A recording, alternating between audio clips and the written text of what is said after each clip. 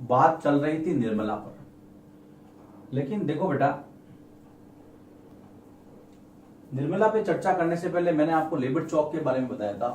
तो लेबर चौक के जो मजदूर हैं वो होते हैं दिहाड़ी मजदूर। दिहाड़ी का मतलब होता है जिस दिन काम मिला उस दिन पैसा मिलेगा, जिस दिन काम नहीं मिला उस दिन कोई मजदूरी नहीं, घर जाओ मौज करो। मतलब यहां पर कोई भरोसा नहीं है, आपको दिन पर लाना और दिन पे खाना। काम मिलेगा तो पैसा मिलेगा तो घर पे चूल्हा चलेगा।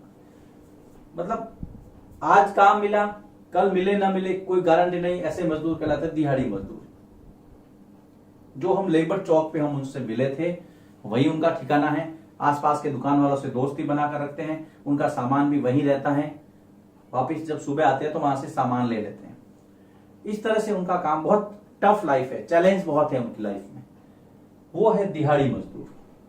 लेकिन हमारे बात चल रही थी निर्मला की। निर्मला फैक्ट्री में काम करती, जहां पे कपड़े सिले जाते हैं, और उसका जो काम है वो दर्जी का काम है। जैसे कि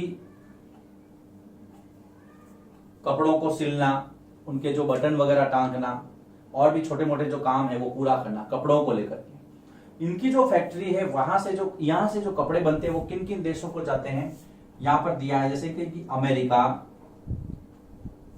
इसके साथ में जर्मनी, नीदरलैंड, ये सारे वो देश हैं जहां पर इनकी फैक्ट्री में कपड़े बनते हैं, गर्मी के कपड़े बनते हैं, और वहां पर जाते हैं इंग्लैंड। ये देखेंगे आप सब ठंडे देश हैं। इंग्लैंड को गर्मी के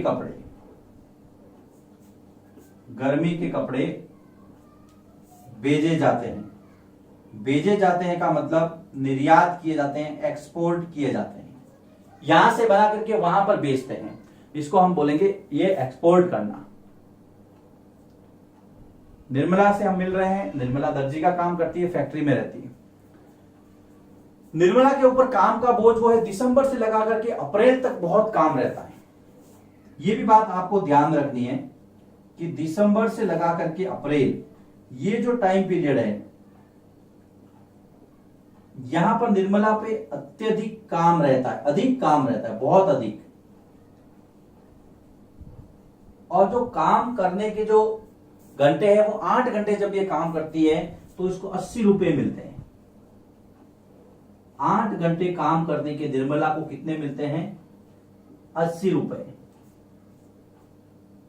अगर ये अतिरिक्त काम करती हैं, एक्स्ट्रा काम करती हैं, एक्स्ट्रा काम के उसको 40 रुपए मिलते हैं। 40 रुपए ज्यादा नहीं है, कम है। सैटरडे को फ्री, संडे को फ्री रहती है, सप्ताह में 6 दिन काम करती है, लेकिन फिर भी यदि ओवर टाइम करना पड़े तो 40 रुपए उसको एक्स्ट्रा मिलते हैं। वैसे एक दिन के उसको 80 रुपए 8 घंटे काम करने को मिलते हैं। जून तक आते आते दर्जियों की संख्या फैक्ट्री कम कर देती है, तो इसको लगभग 4 महीने इसको काम नहीं मिलता है, तो ये बेरोजगार रहती है, तो और कोई काम करती है। अब आपके मन में प्रश्न आ रहा होगा, सर ये क्यों नहीं कहती है फैक्ट्री वालों को कि मुझे काम पे रख दो, मैं तो नहीं जाऊंगी। ऐसा नहीं कह सकते। अगर शिकायत करती है तो इसको हटा दिया जाता है हमेशा के लिए। तो यहां पर नौकरी जाने का भी खतरा रहता है। इसका मतलब जो निर्मला है, ये जो निर्मला है वो कैसी है? फैक्ट्री की अनियमित कामगार है, अनियमित कारीगर है, परमानेंट नहीं है, टेम्परेरी है। फटाफट वापिस इसको देखते हैं। निर्मला करती क्या है कि फैक्ट्री में दर्जी का काम करती है। यहां से जो कपड़े हैं वो अमेरिका, जर्मनी, नीदरलैंड, इंग्लैंड जैसे देशों में गर्मी के कपड़े हैं, ये वहां पर भेजे जाते हैं। जो काम का बोझ है वो दिसंबर से अप्रैल तक ज्यादा रहता है। ये 8 घंटे काम करती है तो 80 रुपए मिलते हैं, लेकिन अगर ओवर टाइम करती है, अतिरिक्त काम करती है, तो उसको 40 रुपए ज्यादा दिए जाते हैं। लेकिन फिर भी एक साल में 4 महीने ऐसे आते हैं तुलसी की तरह जब उसको काम नहीं मिलता है। तुलसी को याद कीजिए। इससे हमें समझते हैं ये अनियमित कारीगर है, परमानेंट एम्प्लॉय नहीं है। तो परमानेंट एम्प्लॉय कौन है? परमानेंट एम्प्लॉय है सुधा मौसी। अब एक आपको नए शख्स से मिलाते हैं जिनका नाम है सुधा मौसी। ये एक बिस्किट बनाने वाली कंपनी में काम करती है। बिस्कुट कंपनी, बिस्किट वाली, बहुत सारे नाम सुने होंगे आपने, बहुत सारे बिस्किट खाते भी आप। उस कंपनी के अंदर सुधा मौसी बिस्कुट कंपनी में मार्केटिंग मैनेजर हैं। जो लोग मार्केटिंग करते हैं उसके ऊपर ध्यान रखती है। सुधा मौसी के अधीन लगभग 50 सेल्समैन है। ये सुधा मौसी 50 सेल्समैनों के काम का निरीक्षण करती है। 50 सेल्समैनों के काम को देखती है, उनका हिसाब किताब रखती है, उनको निर्देश देती है कि आप ऐसे काम कीजिए। अब सेल्समैन क्या करते हैं, कभी आपने देखा होगा अगर आपकी दुकान हो तो कई लोग आते हैं कि सर ये हमारी कंपनी का सामान है, इसको आप लीजिए, इसमें इतना डिस्काउंट है, आपको इतने पीस तो लेने। ये वो सेल्समैन होते हैं। ये सेल्समैन क्या करते हैं, दुकानदारों से ऑर्डर लेते हैं और फिर उनसे पैसा इकट्ठा करते हैं। इसको मैं यहां ले रहा हूं। सेल्समैन क्या करते हैं, सेल्समैन दुकानदारों से ऑर्डर लेते हैं सामान का। मान लीजिए बिस्किट है तो आप जाकर के कहेंगे कि सर हमारी कंपनी का आपने सामान नहीं लिया अभी तक, या लीजिए आपके यहाँ खत्म हो गया है, हम इतना आपको लेना पड़ेगा। तो ये ऑर्डर लेते हैं, तो ऑर्डर दे दिया, मान लीजिए उनको बोला कि भाई 1000 पीस आपकी बिस्कुट के भेज देना, वो वैसे ही भेजते हैं। वहां से फिर वो पैसा कलेक्ट भी सेल्समैन ही करते हैं और ले जा करके यहाँ पे सुधा मौसी को रिपोर्ट देते हैं। सेल्समैन दुकानों से ऑर्डर लेते हैं और उनसे पैसा इकट्ठा कर, दुकानदारों से क्या लेते हैं बेटा, ऑर्डर लेते हैं तथा पैसा इकट्ठा करते हैं। यह सेल्समैनों का काम है। अब हम सुधा मौसी की बात करते हैं। सुधा मौसी जो है वो स्थायी नौकरी है उनकी और उनको नियमित वेतन मिलता है। ध्यान रखना, सुधा मौसी परमानेंट एम्प्लॉई है, स्थायी नौकरी और नियमित वेतन। सैलरी टाइम पे मिल जाती है इनको, निर्मला की तरह नहीं है। अब अगर मैं कहूं कि निर्मला की नौकरी में और सुधा मौसी की नौकरी में दो अंतर बताइए, तो निर्मला अनियमित कारीगर है, सुधा मौसी को नियमित स्थायी नौकरी है। इनको नियमित वेतन मिलता है, लेकिन इनको जब काम नहीं होता है तो पैसे नहीं, काम नहीं तो पैसे भी नहीं, ये वाला सिस्टम। अब मुद्दे की बात आती है, जो प्रश्न बनता है एग्जाम में, सुधा मौसी को स्थायी नौकरी के क्या क्या फायदे हैं। देखिए, सबसे पहला यहां पर लिखा हूं मैं,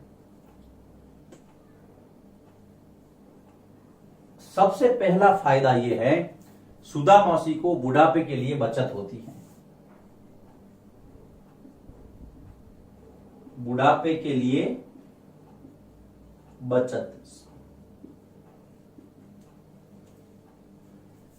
सैलरी का एक भाग कटता है, कुछ भाग जो है, कुछ पैसे कटते हैं, वो जाकर के इनके एक अकाउंट होता है भविष्य निधि का। उस भविष्य निधि में ये पैसे जमा होते हैं और भविष्य निधि में पैसा जमा होकर के जब ये रिटायर हो जाएंगे तब इनको मिलते हैं।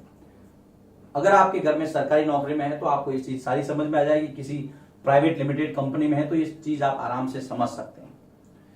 पैसा कब मिलेगा, जब रिटायर होंगे तब। तो बुढ़ापे के लिए बचत का भी प्रावधान होता है स्थायी नौकरी में। दूसरा, सुधा मौसी को समय समय पर छुट्टियां मिलती है। छुट्टियां संडे की भी हो सकती है, कोई राष्ट्रीय त्योहार भी हो सकता है। इसमें आप लिख सकते हैं कि सुधा मौसी को इतवार की, राष्ट्रीय त्योहार की ये छुट्टियां मिलती है। ये स्थायी नौकरी का फायदा, लेकिन उस दिन तनख्वाह नहीं कटेगी, तनख्वाह चालू रहती है। तीसरा, मैं यहां पे लिखता हूं, परिवार के लिए मेडिकल फैसिलिटी। परिवार के लिए मेडिकल सुविधा मिलती है। किसको, सुधा मौसी को, क्योंकि उनकी स्थायी नौकरी है। एक तय सीमा तक कि भाई इतने लाख तक का आप इलाज करवा सकते हैं, हमारी कंपनी की ओर से बिल्कुल फ्री है, इसमें कहीं पैसा आपका नहीं लगेगा। तो देखिए 3 फायदे हो गए। क्या, एक तो बुढ़ापे के लिए बचत, दूसरा फायदा क्या हुआ, छुट्टियां मिलती है किस किस की, जैसे कि मान लीजिए संडे है या फिर कोई कोई त्योहार आ गया लेकिन उसका पैसा नहीं कटेगा। तीसरा मेडिकल फैसिलिटी फैमिली के लिए, ये सुधा मौसी। तो हमने यहां पर देखिए 4 लोग पढ़े थे, कौन कौन, सबसे पहला कौन था, बच्चू मान जी, फिर वंदना और हरप्रीत, उसके बाद में निर्मला और चौथे हैं सुधा मौसी। सबसे स्ट्रॉन्ग अगर पोजीशन देखे सरकारी महकमे में मतलब वेतन के हिसाब से तो सुधा मौसी स्ट्रॉन्ग है, बिजनेस के हिसाब से देखे तो वंदना, लेकिन यहां पर 2 लोगों का बहुत पलड़ा कमजोर है, वो है निर्मला का और एक बच्चू मान जी का। तो चारों की तुलना करते हुए आपको ये चैप्टर पढ़ना है और शहरी क्षेत्र में आजीविका को समझना है। इस चैप्टर में अभ्यास के जो प्रश्न हैं चैप्टर के पीछे दिए गए उनको आप हल कीजिए। अगर आप मेरे तीनों वीडियो इसके देखेंगे कहीं कोई कंफ्यूजन आपके लिए नहीं रहेगा। फिर भी यदि आपको लगता है कि यहां पर समस्या आ रही है सर, आपके लिए व्हाट्सएप नंबर और टेलीग्राम नंबर दोनों ओपन हैं। आप मुझे इस वीडियो पर भी कमेंट्स करके लिख सकते हैं कि सर यहाँ पर इस बात को समझ नहीं पा रहे हम। कोशिश करूंगा आपके प्रश्नों का जवाब दूं।